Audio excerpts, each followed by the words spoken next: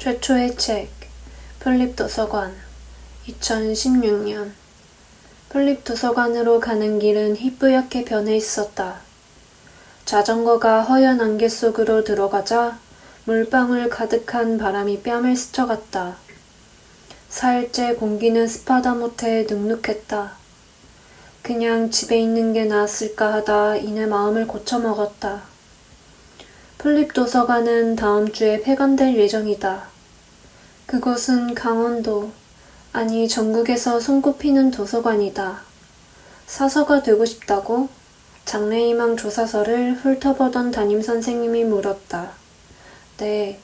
한동안 풀이 죽어 다니던 내게 담임선생님은 미안했는지 3학년 선배가 졸업하며 결혼이 난 학교 도서위원 자리에 나를 추천했다고 말했다. 하지만 나는 주말 도서관 안내 도우미까지 맡겠다고 했다. 혼자 겉돌고 있던 내게 아빠는 점심값과 함께 도서관 회원증을 끊어주었다. 가기 싫다고 난리치다가 등짝을 맞았다. 선택의 여지가 없었다. 그러나 도서관은 의외로 괜찮은 장소였다. 그렇게 도서관은 어느 사춘기 소년의 하루를 책임지고 있었다. 풀립도서관 부지가 미군의 새로운 미사일 기지로 선정된 것은 불과 한 달 전의 일이다. 지역 주민들과 풀립도서관을 사랑하는 전국 각지의 사람들은 반대 서명운동을 하고 국회에 탄원서를 보내고 방송에도 나갔다. 그러나 군사시설, 그것도 국가안보에 직결된 미군의 군사시설이 들어오기 때문에 우리가 할 수 있는 일은 많지 않았다. 모든 것이 결정되자 일은 빠른 속도로 진행되었다. 정부에서는 풀립도서관을 허무는 대신 근처 읍 도서관을 증축하기로 했다. 도서관 정문에는 일주일 뒤 폐관한다는 안내문이 큼지막하게 붙어 있었다. 선생님은 2층 열람실 앞에서 멈추었다. 열람실 안은 생각보다 넓었다.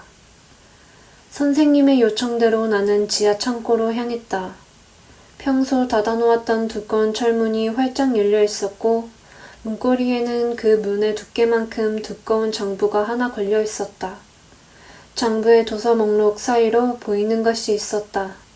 나는 창고 안으로 들어갔다. 그러나 그 안에는 책들의 무덤만이 펼쳐져 있었다. 수석거리고 다니다 유리 조각에 그만 손가락이 베이고 말았다. 천장에서 뭔가 갈리는 소리가 들리며 벽까지 흔들렸다.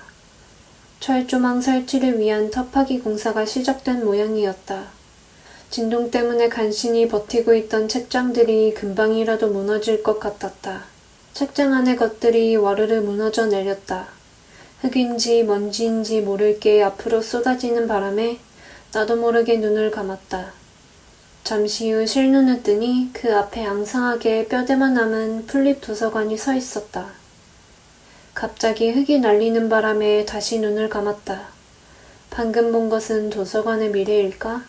눈을 뜨자 다시 책들의 무덤이 보였다. 선생님이 부르는 소리가 아니었다면 나는 얼마 동안이고 그렇게 있었을지도 모른다. 가까스로 눈꺼풀을 들어 올리자 선생님이 걱정스러운 얼굴로 나를 내려다보고 있었다. 깨어났구나. 다행이야. 큰일 날 뻔했지 뭐냐. 전화 받았는데 아무 말 없어서 내려와 봤더니 글쎄 네가 책장 틈에 낀 채 기절해 있지 뭐냐. 요 앞 공사하는 아저씨들 불러다 책장을 치웠다. 몸은 어떠니? 병원 가야 되는 거 아니야? 괜찮아요. 팔을 조금 긁힌 것 뿐이에요. 선생님은 잠시 뭔가를 생각하더니 자리에서 일어났다. 선생님은 나를 일으키고는 벽의 반대편으로 걸어갔다. 얼굴에는 긴장감이 역력했다. 우리가 들어간 곳은 안쪽이 붉은 벽돌로 마감된 작은 방이었다. 풀립도서관 지하에 이런 공간이 있을 줄은 상상도 하지 못했다. 선생님은 내게 잠시 앉아 있으라고 하더니 어딘가로 사라졌다. 어두운 방 안에 홀로 남겨졌지만 무섭지는 않았다. 선생님은 다시 자리에서 일어나 책장 뒤로 향했다. 선생님은 책상 위에 깨끗이 재본된 책을 올려놓더니 놀란 나를 보며 재밌어 했다. 그럴 테지. 평생 모든 걸 바친 도서관이 갑자기 폐관되어 버렸으니 아무리 산전수전 다 겪은 권영희 선생님이라도 정신이 나갈 만하지. 만일 선생님의 말이 사실이라면 진짜로 그런 신비한 책이 세상 어딘가에 있다는 거였다. 인류가 최초로 만들었다는 그런 책이 존재한다면 대체 얼마나 큰 가치를 지닌 걸까? 지금까지 그 책을 읽은 사람은 인류 역사를 통틀어 손에 꼽을 정도야. 이마저도 진짜인지 가짜인지 의심되고 그래서 그 얘기를 믿는 사람은 거의 없어. 사실 나는 책이 있을 것 같은데 놀라운 능력까지는 잘 모르겠어. 선생님의 이야기에 몰입하고 싶었다. 그러자 어떤 이유에서인지 한쪽 머리가 아파오기 시작했다. 눈앞에 어떤 영상이 떠오르기 시작했다. 꿈인가? 주위를 살피자 모든 것이 흐릿해지며 울렁거리더니 곧 무언가의 모습으로 변해갔다. 떠오른 모든 게 낯설고 신비로웠지만 꿈인지 현실인지 알 수 없는 아름다움은 이마저도 말하지 못하게 했다. 어지럼증은 아직 머릿속을 배회하고 있었다. 어지러움의 끝에서 잠이 쏟아졌다. 나는 그 자리에 쓰러지고 말았다. 알렉산드리아 도서관, 기원전 185년. 깨어났을 때 주위에는 온통 낯선 것뿐이었다. 주변에 무엇이 있는지 살펴보다 머리맡에서 빳빳하게 접힌 쪽지 하나를 발견했다. 순간 나는 그것이 내 의문을 풀어줄 중요한 물건이라 직감했다. 그것은 선생님이 보낸 편지였다. 편지를 읽으며 나는 뭔가 단단히 잘못되었음을 직감했다. 밖으로 나가자 쏟아지는 햇빛에 남자의 눈이 찡그려졌다. 알렉산드리아 도서관은 사방이 트여 있어 건물이라기보다 공원과 같았다. 산책로를 걷던 남자는 저 앞에 모여있는 한 무리를 보았다. 그곳에 모인 사람들은 왕이 붙인 공고를 보고 있었다. 페르가몬 왕국은 알렉산드리아가 위치한 프로테마이우스 왕국처럼 알렉산더 대왕이 죽은 후 부하 장 중 하나가 세운 나라였다. 문제는 이 페르가몬의 왕이 광적인 책 수집가라는 거였다. 자자, 여기서 이럴 게 아니고 최초의 책을 찾으면 모두 해결되지 않을까요? 그러자 보다 못한 젊은 수석사서 사모트 라케 아리스타르쿠스는 그대로 니코메데스의 목덜미를 잡고 인파 속에서 나와버렸다. 이래서 견습사서는 안 된다니까. 알바생은 2200년 전에도 힘들었구나. 책을 읽다가 그렇게 생각한 것은 내게도 비슷한 경험이 있어서였다. 수석사서는 호메로스 서가로 들어가더니 니코메데스에게 도서관 이용객들에 의해 어지럽혀진 안을 치우도록 했다. 니코메데스는 잠시 그의 뒷모습을 바라보다가 종종 걸음으로 그곳을 빠져나왔다. 그 길로 도서관장의 방이 있다는 세라페움으로 향했다. 어느새 니코메데스는 길을 물어 목적지에 와 있었다. 어둡고 침침한 방으로 들어가려다 문득 다른 기척을 느낀 니코메데스는 벽 뒤 어두운 곳으로 재빨리 몸을 숨겼다. 다행히 그들은 낯선 이의 존재를 눈치채지 못한 모양이었다. 니코메데스는 안도의 숨을 내쉰 후 다시 방으로 들어갔다. 해는 어느새 서쪽으로 둔각을 이루며 기울어 있었다. 니코메데스의 말에 도서관장은 아무 댓글도 하지 않았다.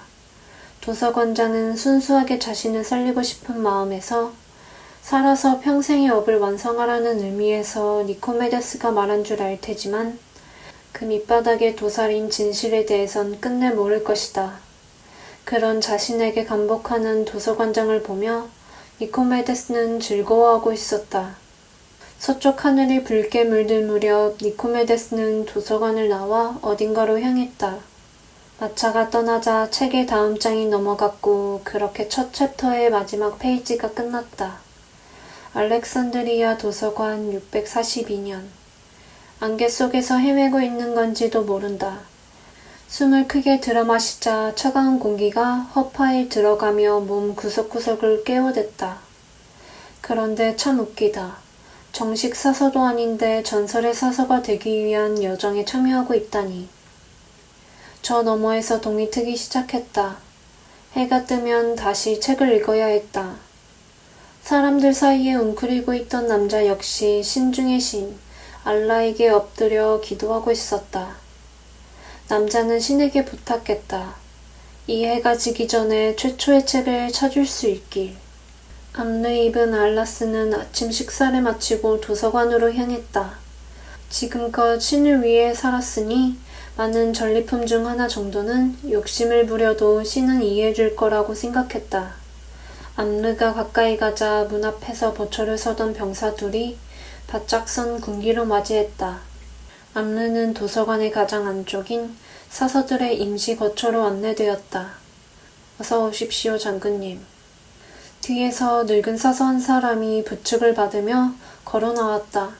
자리에 앉은 늙은 사서는 이슬람 정군을 위해 데운 우유를 내오게 했다. 암르는 이 늙은 사서, 요하네스 필로포너스와 얘기하는 걸 좋아했다. 그 때문에 드러내놓고 만나지 않아도 암르는 정기적으로 필로포너스를 만나고 있었다. 암르가 최초의 책을 읽으려는 것은 그 책의 궁극에 지식이 있다는 말을 들어서였다. 암르는 자신이 진정한 영웅인지 확인하고 싶었다.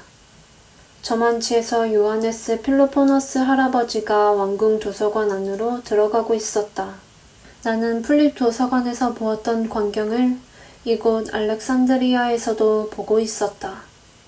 두 개의 도서관은 시간과 공간을 넘어 무섭게도 닮아 있었다. 필로포너스 할아버지는 사서들에게 멈추라 했다. 그러고는 그대로 밖으로 나갔다. 수거하던 책은 버려둔 채였다. 나는 명령을 뒤집기 위해 목청껏 소리 지르려 했으나 무언가 목젖을 부여잡고 있는 것 같았다. 그것은 인과율이었다. 이것이 실제의 역사이고 책에 정해진 이야기이자 도서관의 운명이었다. 해가 지면으로 내려오는 게 보였다. 아무렴 어떻냐는 생각마저 들었다. 나는 알렉산드리아 시내를 소리 없이 걷고 있었다. 필로포너스 할아버지의 집 앞에서 문을 두드렸다. 필로포너스 할아버지는 의외로 평온한 얼굴이었다. 근처 모스크에서 저녁 예배를 알리는 외침이 들렸다. 나는 책을 들고 돌아갔다. 침대에 누워 필로포너스 할아버지가 준 선물을 펼쳤다. 그렇게 챕터의 마지막 페이지가 넘어갔다. 바티칸 도서관, 1527년. 최초의 책은 계속 자신을 읽으라며 강요하고 있었다. 이 책의 끝은 과연 어디일까? 창문을 열자 아침 햇살이 주인을 반기는 강아지처럼 안으로 뛰어 들어왔다. 저 멀리 보이는 콜로세움이 굳이 묻지 않아도 이곳이 어디인지 알려주었다. 이번 챕터의 주인공은 내 또래의 소년이었다. 파울로 마누치오는 베네치아 인쇄업자의 아들이다. 이제 갓 15이 된 소년은 인쇄의 시대에서 살고 있었다. 많은 사람들이 더 많은 정보를 원하는 바람에 책의 수요는 폭발적으로 증가했고 원본을 필사하는 기존의 방식으로는 그 수요를 따라가지 못하고 있었다. 그 흐름의 중심에 파울로의 아버지, 알도 마누치오가 있었다. 바티칸 도서관 입구에 도착하자 파울로는 마차에 내려 홀로 안으로 들어갔다. 안에서는 중년의 수도 승하나가 미리 로비에 나와 파울로를 기다리고 있었다. 알렉산드리아 도서관이 무너진 후 서방에서의 지식 전달은 주로 수도원을 중심으로 이루어졌다.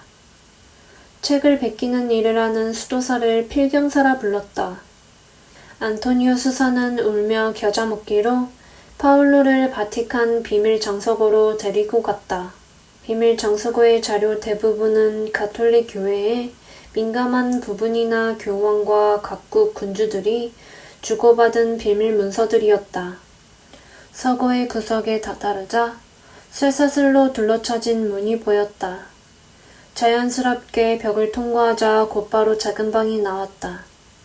방의 중앙에 책상 하나가 놓여 있었고 그곳에는 소녀가 있었다.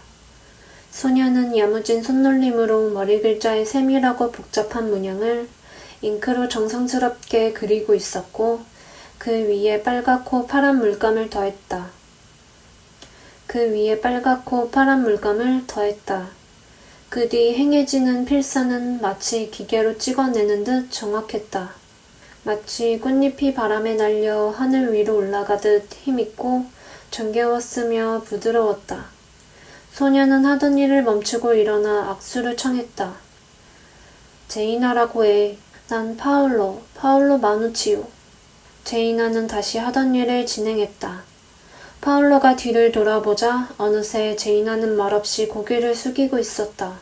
나는 제이나에게 아까 책상 위에 올려둔 책 3권을 챙기라고 한 다음 들어온 곳에 반대 방향으로 향했다. 도서관 뒤편으로 나오니 아래로 내려가는 나선 계단이 보였다. 우리는 구석에 감춰져 있던 통로를 따라갔다. 걸어갈수록 물이 차오르다 급기야 무릎 위까지 올라왔다. 제이나가 말했다. 이곳은 제이나가 처음 바티칸 도서관으로 들어올 때 거쳐온 장소라고 했다. 하수도 끝에 겨우 걸려있던 쇠망을 발로 걷어차 버리고 나는 땅 위로 올라갔다. 책 중 하나를 펴서 이번 챕터를 마무리하려다 문득 제이나 쪽을 보았다. 어느새 주홍색 빗살이 책을 곱게 물들이고 있었다. 토머스 모어 컬렉션 1881년 앞에 새 챕터를 곱씹어 보았다. 분명 챕터를 넘길수록 책은 조금씩 내가 있던 시대로 다가가고 있었다. 챕터의 첫 책장을 넘기자 눈앞에서 펼쳐진 것은 눈이 쌓인 어느 도시의 거리였다. 거리의 한쪽 구석에서 청백한 얼굴의 남자는 누군가를 기다리고 있었다. 제임스 모어 씨? 굴러다니는 얼음덩어리를 툭툭 차고 있던 남자에게 누군가 말을 걸었다. 고개를 끄덕이자 그가 악수를 청했다. 대형 박물관 산하 RSOB의 윌리엄 녹스입니다. 간단히 통명성을 마친 둘은 근처에서 마차를 잡아탔다. 바람이 심하게 불었다. 걷기가 지루해질 무렵 두 사람은 어느 낡은 저택에 다다랐다. 모어가의 도서관입니다. 관리하지 않아 켜켜이 먼지가 쌓여 있음에도 윌리엄 녹스는 그 자태만으로도 감탄사를 연발하고 있었다. 저기 보이는 각각의 책장엔 주인이 있어요. 각 대의 할아버지들 작품이거든요. 나는 윌리엄 녹스와 함께 굳게 닫혀있던 토머스 모어 컬렉션의 문을 열었다. 방 안을 서성이던 윌리엄 녹스는 책장에 꽂혀있던 책을 하나 꺼내어 대충 훑어보더니 뒤로 휙 던져버렸다. 현관문을 열자 밖에는 앞이 보이지 않을 정도로 많은 비가 내리고 있었다. 기침이 걷잡을 수 없이 온몸에서 터져나왔다. 나는 얼마 못 가 질척질척한 들판에 쓰러지고 말았다. 다시 플립 도서관 1953년 자리에서 일어나 커튼을 젖히자 맑게 갠 하늘이 보였다. 밝은 햇살과 더불어 이 남자에 대한 정보가 머릿속을 흠뻑 채웠다.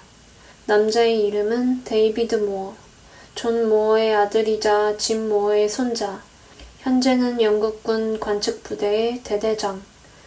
증조 할머니가 모어가의 도서관을 다시 찾아갔을 때 토머스 모어 컬렉션을 포함한 모든 책이 어디론가 사라진 뒤였다고 한다. 한국에 온 지 사흘째 되던 날 아버지의 부고를 들었다. 나의 임무는 별도의 명령이 있을 때까지 두송이라는 작은 산골 마을에 주둔하며 적의 동향을 살피는 것이었다. 위안이 되는 것이라면 두송이 참 아름다운 마을이라는 점이다. 플립 도서관이 있던 시대에는 상룡이라는 이름으로 바뀌었지만 그때에도 나이 지긋한 마을 어른들은 두송이라 불렀다. 두메 산골이라 전쟁통에도 피난을 간 이는 많지 않았다. 면사무소 2층 사무실에 걸린 벽시계는 9시를 가리키고 있었다. 갑자기 인기척이 났다. 주저없이 문을 열어젖히자 문 뒤에는 앳된 얼굴의 소녀가 서 있었다. 나는 소녀를 붙잡고 잠시 그 고운 얼굴을 바라보았다. 단순히 어디서 본 듯한 느낌이 들어서만은 아니었다. 권영애. 반가운 마음에 눈물이 터지려고 했다. 단순히 어디서 본 듯한 느낌이 들어서만은 아니었다. 나는 책장에서 조금 말쑥히 떨어졌다. 가지런히 정돈된 책들을 한눈에 보기 위해서였다. 이를 보고 있자니 마음이 편해졌다. 사무실로 달려가 무전을 받았다. 어떻게든 민간인의 피해를 최대한 줄여야 해. 모두에게 명령을 내리자 잠깐의 고요가 펼쳐졌다. 생각보다 사태가 안 좋게 돌아가고 있었다. 나는 후퇴 명령을 내렸다. 거인의 발걸음이 이 조용한 마을로 치닫고 있었다. 그 사이로 다시 굉음이 들렸다. 모두의 소리를 잡아먹을 정도의 소리였다. 저 앞에서 병사 하나가 나를 불렀다. 주위의 모든 게 산에서 울리는 메아리처럼 들렸다. 다행히 면사무소는 아직 멀쩡해 보였다.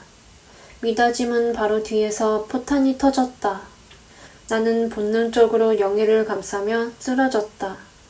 모든 것이 원래대로 되려면 책을 끝까지 읽어야만 한다는 선생님의 말은 사실이었다. 미래는 아직 정해지지 않았고 꿈에 대한 확신도 없었다. 나는 아직 안개 속에서 걷고 있었다. 그러나 하나만큼은 장담할 수 있었다. 그 길이 비록 보이지 않고 험하고 멀지라도 그 길의 끝에 무엇이 있는지 알 수 없을지라도 나는 두렵지 않다.